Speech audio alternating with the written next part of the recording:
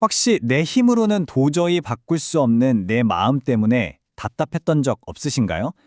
마치 돌처럼 굳어버린 것 같은 그런 마음이요.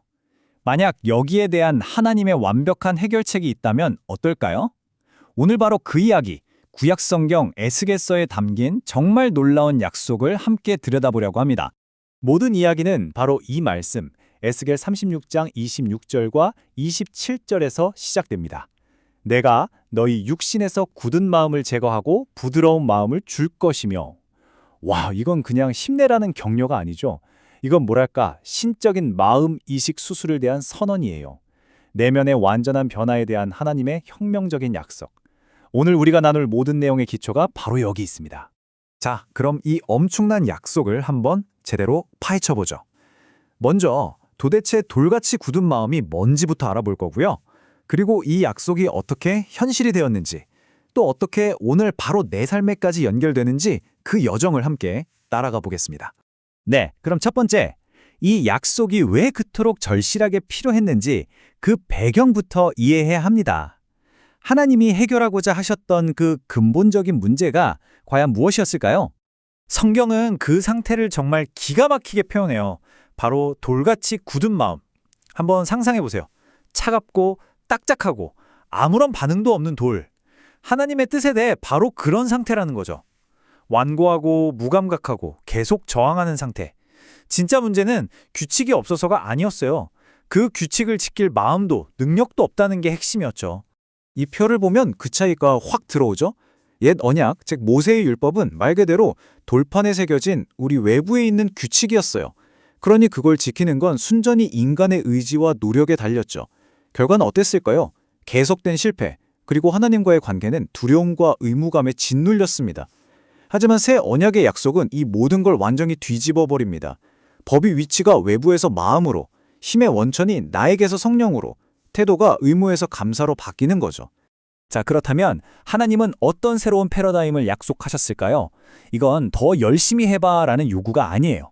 아예 내가 안에서부터 너를 완전히 새롭게 만들겠다는 그야말로 혁명적인 선언이었습니다.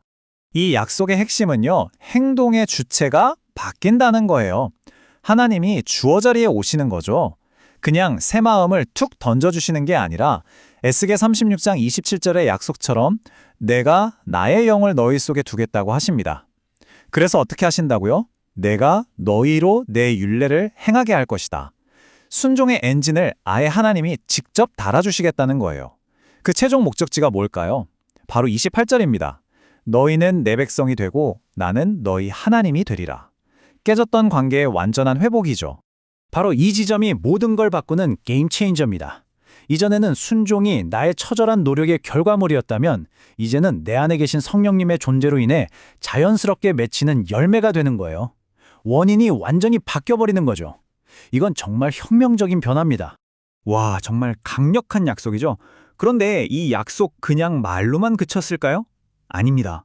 성경은 이 거대한 약속이 어떻게 실제로 현실이 되었는지 그 장대한 그림이 완성되어 가는 과정을 우리에게 보여줍니다.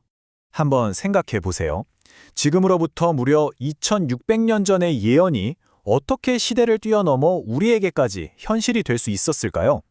자, 성경 전체를 관통하는 그 놀라운 여정을 지금부터 함께 따라가 보겠습니다. 이 과정을 하나의 거대한 건축 프로젝트에 비유하면 이해하기가 쉬워요. 에스겔과 예레미야 같은 선지자들이 이 프로젝트의 설계도를 제시했죠. 이런 일이 일어날 것이다. 그리고 예수 그리스도께서 오셔서 십자가의 희생으로 새 언약으로 가는 길을 여셨습니다. 그분이 바로 열쇠였죠. 그리고 마침내 사도행전 2장의 오순절날 성령이 임하시면서 공사가 완료되고 드디어 입주가 시작된 겁니다. 약속이 현실이 된 순간이죠. 자, 이제 약속이 현실이 되었으니 여기서 정말 흥미로운 질문이 생깁니다. 이 새 마음은 하나님의 율법과 어떤 관계를 맺게 될까요? 이 약속은 율법에 대한 우리의 관계 자체를 완전히 새롭게 정해야 합니다. 사도 바울이 로마서 8장에서 그 결과를 아주 명확하게 설명해 줍니다. 이제는 내 힘, 내 육신을 따라 사는 게 아니라 내 안에 계신 성령을 따라 행하기 때문에 놀랍게도 그 까다로웠던 율법의 의로운 요구가 우리 안에서 이루어질 수 있게 되었다는 겁니다. 이게 무슨 차이냐면요. 마치 무서운 선생님이 내준 숙제를 억지로 하는 것과 내가 너무나 사랑하는 사람이 보낸 편지를 설레는 마음으로 읽는 것의 차이랄까요? 율법이 더 이상 나를 올가매는 규칙이나 인정을 받기 위한 체크리스트가 아니에요. 이제는 사랑하기 때문에 기쁨으로 따라가고 싶은 삶의 가이드라인이 되는 거죠. 동기가 모든 것을 바꾸는 겁니다. 자, 그럼 이제 이 모든 거대한 이야기를 우리 각자의 삶, 바로 나의 이야기로 가져와 보겠습니다. 수천 년 전의 이 위대한 약속을 오늘을 사는 우리가 어떻게 실제로 경험할 수 있을까요? 핵심은 우리의 자세를 바꾸는 거예요. 첫째, 더 열심히 노력하는 대신에 먼저 항복하는 겁니다. 솔직하게 하나님, 제 마음은 돌 같습니다. 제 힘으로는 안 돼요. 약속하신 그 부드러운 마음을 제게 주세요. 라고 구하는 거죠. 둘째, 성경을 보는 관점을 바꾸세요. 이건 끝내야 할 숙제나 규칙책이 아니라 나를 향한 하나님의 사랑의 편지입니다. 마지막으로 귀를 기울이는 거예요. 일상 속에서 아주 조용하게 인도하시고 감동을 주시는 그 성령의 음성에 주의를 기울이기 시작하는 겁니다. 결국 모든 것은 이 한 문장으로 요약됩니다. 옛 언약은 우리에게 네가 하라고 명령했지만 새 언약은 내가 너희로 행하게 할 것이다 라고 약속합니다. 이것은 단순히 우리의 행동을 바꾸는 차원의 이야기가 아니에요. 이것은 우리의 정체성을 바꾸는 약속입니다. 하나님께서 우리 안에 들어오셔서 우리의 하는 것을 바꾸심으로 우리가 하나님의 백성이라는 존재 자체를 바꾸시는 놀라운 약속. 이것이 바로 돌 같은 마음을 위한 하나님의 신실한 해결책입니다.